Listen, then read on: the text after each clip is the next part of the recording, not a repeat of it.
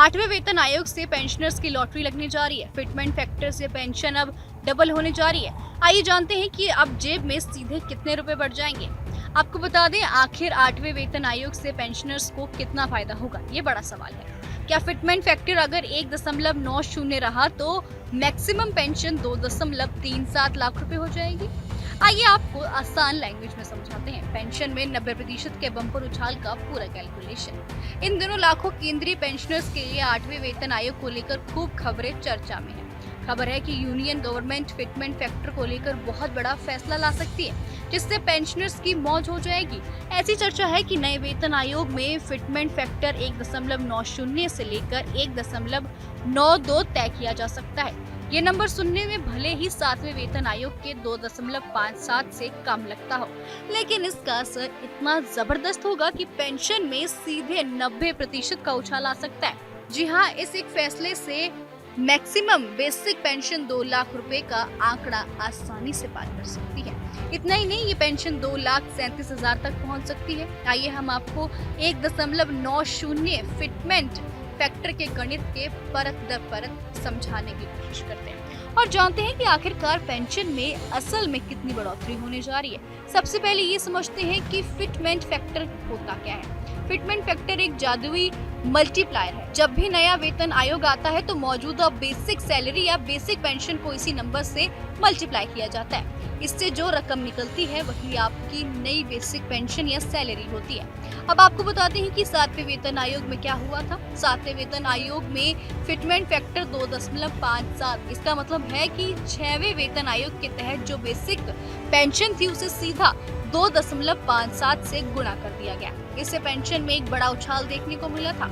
हमें आगे की कैलकुलेशन करने से पहले ये समझना जरूरी है कि पेंशन कैसे तय होती है। एक कर्मचारी रिटायर होने से पहले जो आखिरी बेसिक सैलरी लेता है वह उससे सबसे अहम होती है। आमतौर पर आखिरी बेसिक सैलरी का 50% हिस्से ही बेसिक पेंशन के रूप में मिलता है। अगर कोई कर्मचारी रिटायरमेंट के समय 25,000 या 50,000 रुपए की बेसिक सैलरी पर था तो उसकी बेसिक पेंशन उसका आधा हो जाएगी, यानी कि 50,000 का 25,000 महीना हो जाएगा। 7वें वेतन आयोग के तहत मौजूदा पेंशन है न्यूनतम यानी मिनिमम बेसिक पेंशन 9,000 रुपए महीना, अधिकतम यानी कि मैक्सिमम बेसिक पेंशन 1,25,000 रुपए महीना। ये कैबिनेट सचिव के अधिकतम वेतन 2,50,000 रुपए का 50% है। अब समझते हैं कि 8वें वेतन आयोग में पेंशन बढ़ने का पूरा गणित। अब आते हैं सबसे अहम सवाल पर। अगर 8वें वेतन आयोग में फिटमेंट फैक्टर 1.90 लागू होता है तो आपकी पेंशन कितनी बढ़ेगी? इसका फॉर्मूला ये है, नई बेसिक पेंशन को बराबर में मौजूदा बेसिक पेंशन से मल्टीप्लाई कर दिया जाए, यानी कि 1.90 से। इसका सीधा मतलब है कि आपकी मौजूदा बेसिक पेंशन में सीधे सीधे 90% की बढ़ोतरी हो जाएगी। अब समझते हैं कैलकुलेशन टेबल। आपकी नई पेंशन कितनी होगी? अब आप समझ लीजिए 1.90 फिटमेंट फैक्टर को मौजूदा बेसिक पेंशन यानी कि 7वें वेतन आयोग से नई बेसिक पेंशन में अगर फिटमेंट 1.90 होता है तो पेंशन में सीधी बढ़ोतरी होती है। आइए समझते हैं, स्क्रीन पर दिखे इस पूरे टेबल को समझिए। आपको ये बात ध्यान देनी होगी कि ये सिर्फ बेसिक पेंशन का कैलकुलेशन है। इसके ऊपर महंगाई राहत यानी कि डीआर अलग से मिलेगा। अब ये जानते हैं कि क्या 1.90 का फिटमेंट फैक्टर मुमकिन है?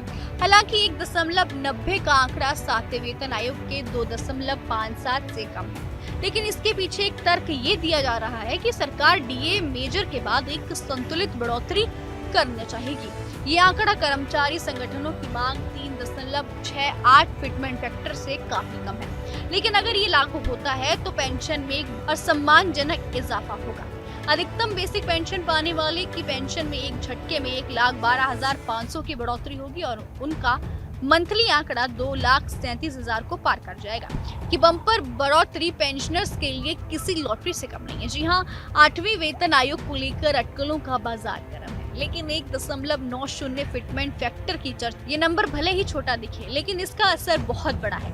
ये पेंशन में करीब 2 गुनी बढ़ोतरी का वादा करता है, जो लाखों पेंशनर्स की लाइफ में एक नई आर्थिक सुरक्षा और खुशहाली लेकर आएगा।